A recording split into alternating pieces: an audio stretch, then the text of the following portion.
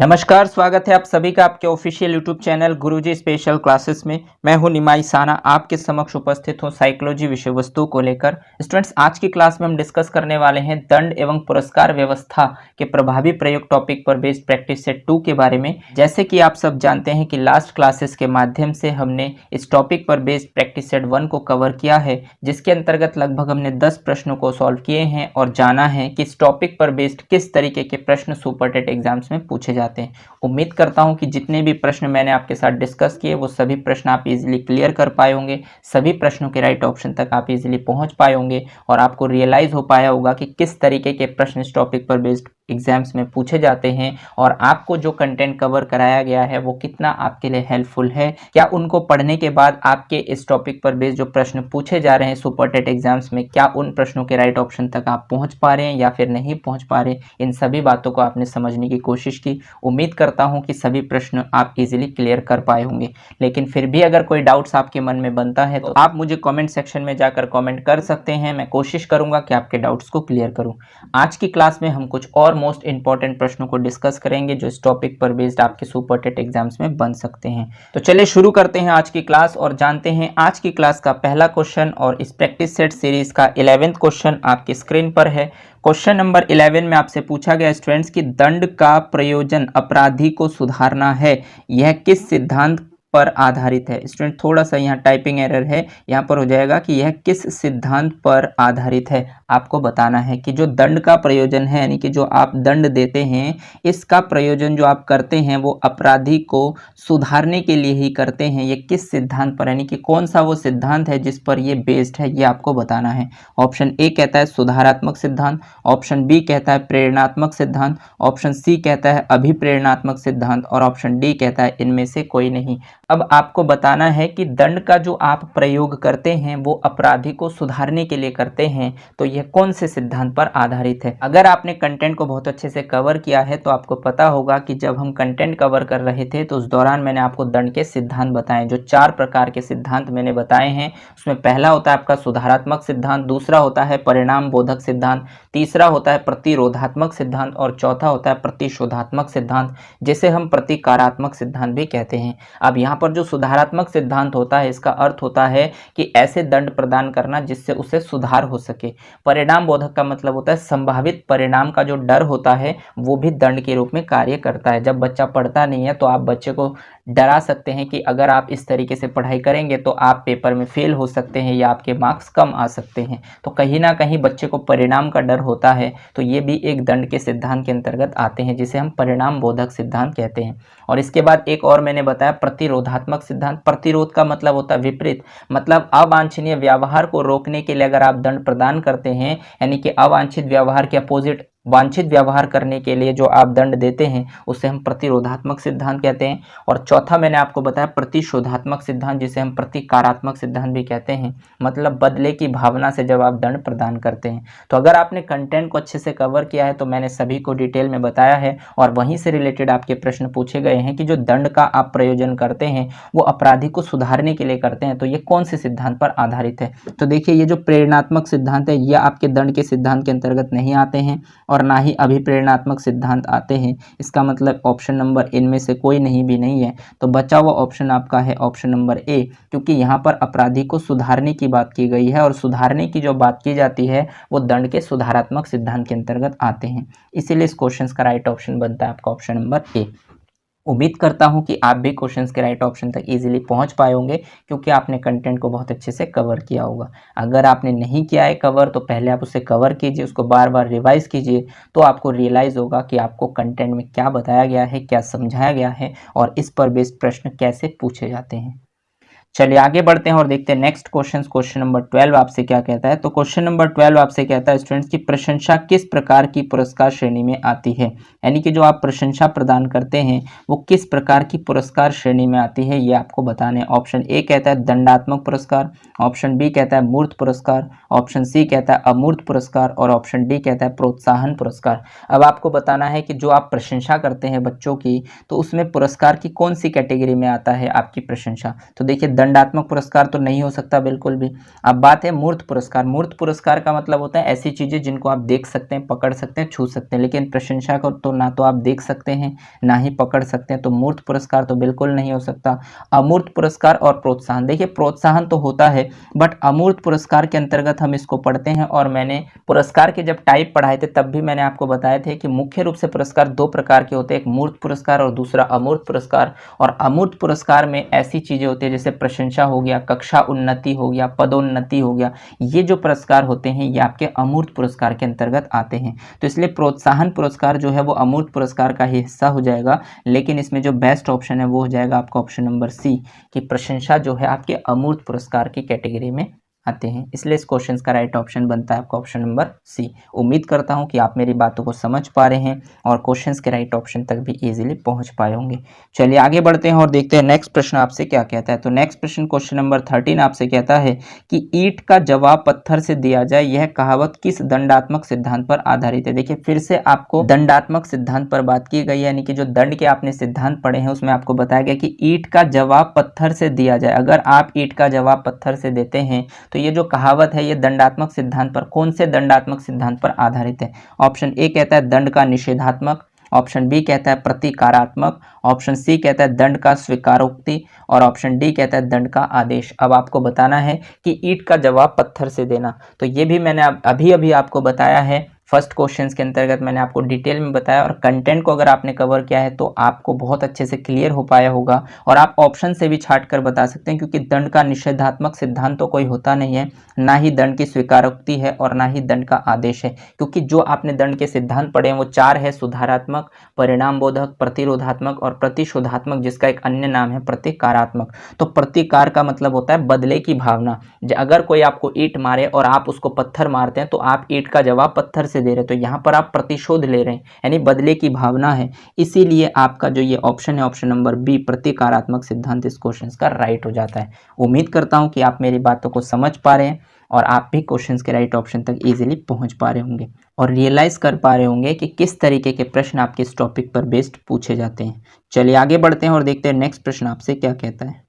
तो नेक्स्ट प्रश्न question number 14 आपसे कहता है कि बालकों को दिए गए दंड का वह कौन सा प्रकार है जो मुख्यतः अभिभावक पर पड़ता है। यानी कि जो आप बालकों को दंड देते हैं उसमें कौन सा दंड है जो मुख्य रूप से अभिभावक पर पड़ता है, यानी कि पेरेंट्स पर पड़ता है। ऑप्शन ए कहता है शारीरिक दंड, ऑप्शन बी कहता है आर्थिक दंड, ऑप्शन सी कहता है ए और बी दोनों और ऑप्शन डी कहता है सामाजिक दंड। तो देखिए जो आप बालकों को दंड देते हैं उसमें से कौन सा ऐसा दंड है जो सीधे सीधे अभिभावक पर पड़ते हैं, यानी पेरेंट्स पर पड़ते हैं, तो आपको बताना है क्या वो शारीरिक दंड है, क्या वो आर्थिक दंड है, क्या वो ए और बी दोनों यानी शारीरिक और आर्थिक दंड दोनों है, या फिर सामाजिक दंड।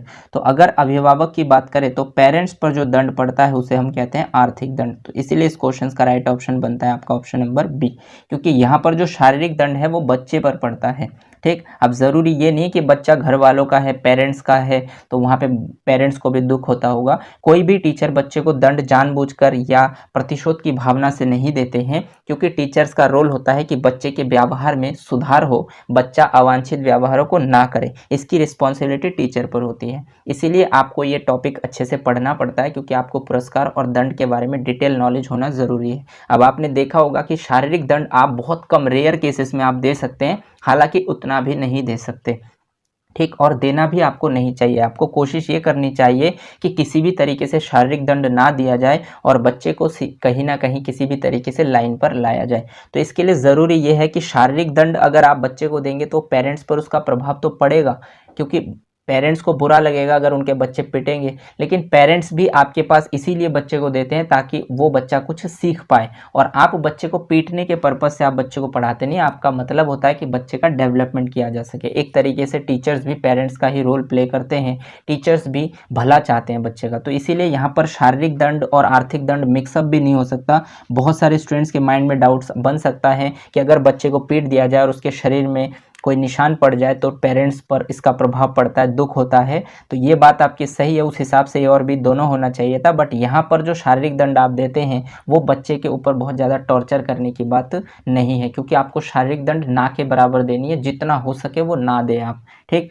तो इसीलिए जो अभिभावक पर सीधा सीधा दंड पड़ता है वो आर्थिक दंड पड़ता है। इसलिए इस क्वेश्चन का राइट ऑप्शन बनता है आपका ऑप्शन नंबर बी। उम्मीद करता हूं कि आप मेरी बातों को समझ पा रहे हैं। और ऑप्शन ए जो शारीरिक दंड और ऑप्शन सी जो है ए और बी दोनों, ये दोनों ही ऑप्शन गलत हो जाएगा और ना ही ऑप्शन डी होगा, तो बचा हुआ ऑप्शन आपका बी ही इस क्वेश्चन का राइट हो जाएगा। चलिए आगे बढ़ते हैं और देखते हैं नेक्स्ट प्रश्न आपसे क्या कहता है। तो नेक्स्ट प्रश्न क्वेश्चन नंबर 15 आपसे कहता है कि शिक्षा में दंड के क्या नकारात्मक प्रभाव है। देखिए जो शिक्षा में, एजुकेशन के फील्ड में जो आप दंड देते हैं, इसका नेगेटिव इफेक्ट क्या है ये आपको बताना है, यानी नकारात्मक प्रभाव क्या है ये आपको बताना है। ऑप्शन ए कहता है यह छात्रों में रोष एवं विद्वेष की भावना विकसित करता है। ऑप्शन बी कहता है यह छात्रों में सुधार का भाव रखता है। ऑप्शन सी कहता है यह छात्रों की सहज क्रिया के प्रतिक्रिया में बदलाव आता है। ऑप्शन डी कहता है गुणात्मक सुधार होता है। तो शिक्षा के क्षेत्र में जो आप दंड देते हैं इसका नेगेटिव इफेक्ट पूछा गया है आपसे, तो ऑप्शन ए कहता है गुणात्मक सुधार होता है। तो ये नेगेटिव इफेक्ट तो नहीं है क्योंकि ये पॉजिटिव इफेक्ट है, यह छात्रों की सहज क्रियाओं के प्रतिक्रिया में बदलाव लाता है। तो यहाँ पर ये भी आपके पॉजिटिव इफेक्ट के अंतर्गत आते हैं। ऑप्शन बी कहता है छात्रों में सुधार का भाव रखता है, तो सुधार तो हर कोई चाहता है, तो इसलिए ये भी आपके पॉजिटिव इम्पैक्ट डालता है। क्वेश्चंस के अकॉर्डिंग ऑप्शन बी तो नहीं हो सकता। और ऑप्शन ए कहता है ये छात्रों में रोष, यानी रोष मीन्स होता है गुस्सा, एवं विद्वेष, विद्वेष का मतलब होता है बदले की भावना। तो अगर आप शिक्षा के क्षेत्र में दंड देते हैं तो इसका नकारात्मक प्रभाव आपको दंड से हानि के अंतर्गत बताया गया है कि इससे बच्चों में रोष और विद्वेष की भावना यानी कि बदले की भावना विकसित हो सकती है। तो यही एक नकारात्मक प्रभाव होता है जो आपको शिक्षा के क्षेत्र में दंड देने से देखने को मिलते हैं। तो इसलिए तीनों ही ऑप्शन आपके बी सी डी गलत है, बचा हुआ ऑप्शन ए ही आपका राइट है। उम्मीद करता हूं कि आप मेरी बातों को समझ पा रहे हैं और क्वेश्चंस के राइट ऑप्शन तक भी इजीली पहुंच पा रहे होंगे। चलिए आगे बढ़ते हैं और देखते हैं नेक्स्ट प्रश्न आपसे क्या कहता है। तो नेक्स्ट प्रश्न क्वेश्चन नंबर 16 आपसे कहता है कि एक अध्यापक द्वारा पुरस्कार देते समय किस बातों का विशेष रूप में ध्यान रखना चाहिए। देखिए एक अध्यापक द्वारा यानी कि एक टीचर्स को जब वो पुरस्कार देते हैं तो पुरस्कार देते समय किन बातों का, यहाँ पर थोड़ा सा टाइपिंग एरर है स्टूडेंट्स, किन बातों का विशेष रूप से ध्यान देना चाहिए, यानी किन बातों पर विशेष रूप से आपको ध्यान देना चाहिए ये आपको बताना है। ऑप्शन ए कहता है पक्षपात रहित हो, ऑप्शन बी कहता है योग्यता आधारित हो, ऑप्शन सी कहता है प्रेरणादायक हो और ऑप्शन डी कहता है ये सभी। मतलब एक अध्यापक जब आप एज अ टीचर किसी बच्चे को पुरस्कार देंगे तो आप किन बातों पर विशेष रूप से ध्यान देंगे या आपको किन बातों पर विशेष रूप से ध्यान रखना चाहिए। तो आपको ध्यान रखना चाहिए कि आपके बिहेवियर में कहीं पर भी पक्षपात ना हो, यानी पक्षपात रहित हो आपका व्यवहार, बिल्कुल सही है। योग्यता आधारित हो, मतलब आप जो पुरस्कार दे रहे हैं वो बच्चे की योग्यता पर बेस्ड हो, बच्चे के अंदर वो कैपेबिलिटी होनी चाहिए तभी आप उसको पुरस्कार दें। प्रेरणादायक हो, आप इसलिए पुरस्कार देते हैं ताकि बच्चे को मोटिवेशन मिले और वो उस कार्य को दोबारा से करने की कोशिश करे या उसको दोहराए। तो तीनों ही ऑप्शन इसके राइट है, इसलिए जो आपका ऑप्शन नंबर डी ये सभी है, यही इस क्वेश्चन का राइट ऑप्शन बनता है। उम्मीद करता हूं कि आप मेरी बातों को समझ पा रहे हैं और क्वेश्चंस के राइट ऑप्शन तक भी इजीली पहुंच पा रहे होंगे।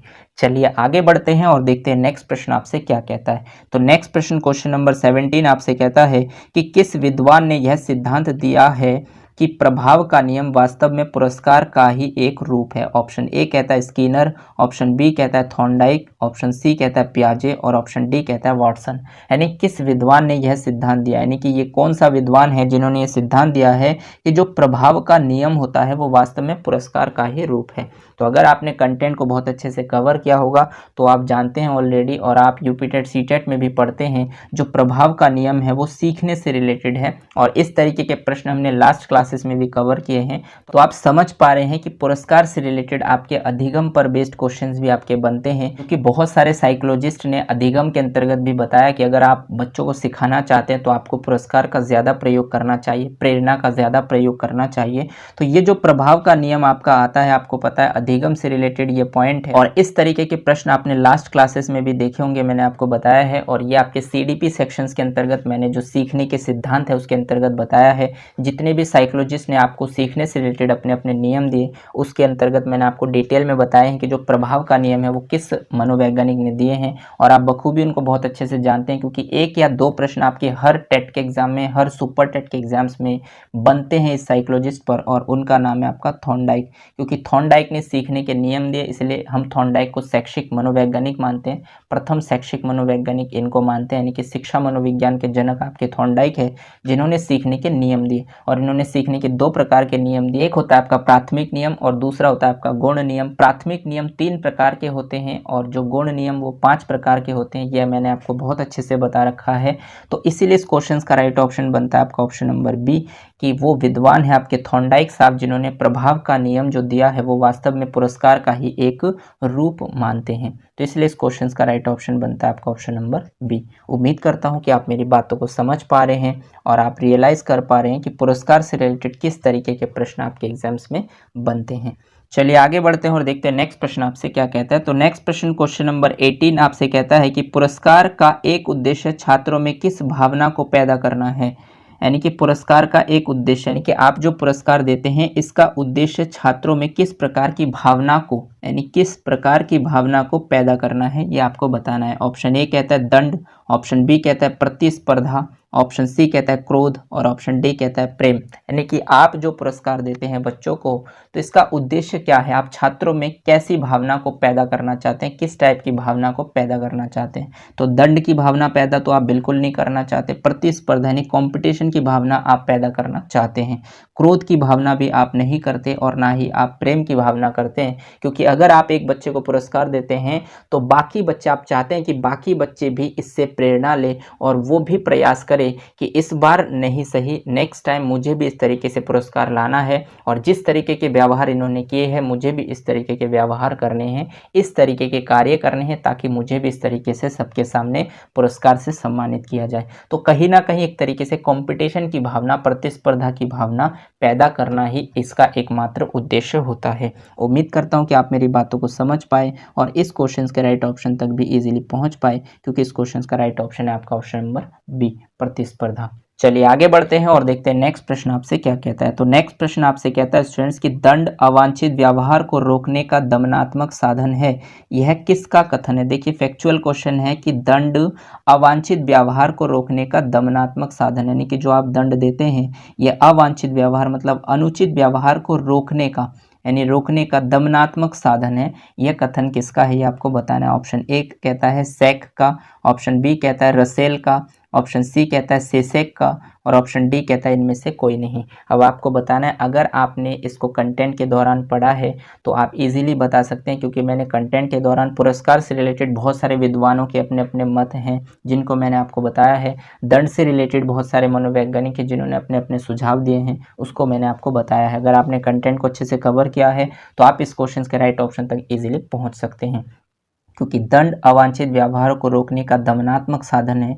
ये कथन आपके सेसेक महोदय का है, इसलिए इस क्वेश्चन का राइट ऑप्शन बनता है आपका ऑप्शन नंबर सी, सेसेक का। उम्मीद करता हूं कि आप मेरी बातों को समझ पा रहे हैं और क्वेश्चंस के राइट ऑप्शन तक भी इजीली पहुंच पा रहे होंगे।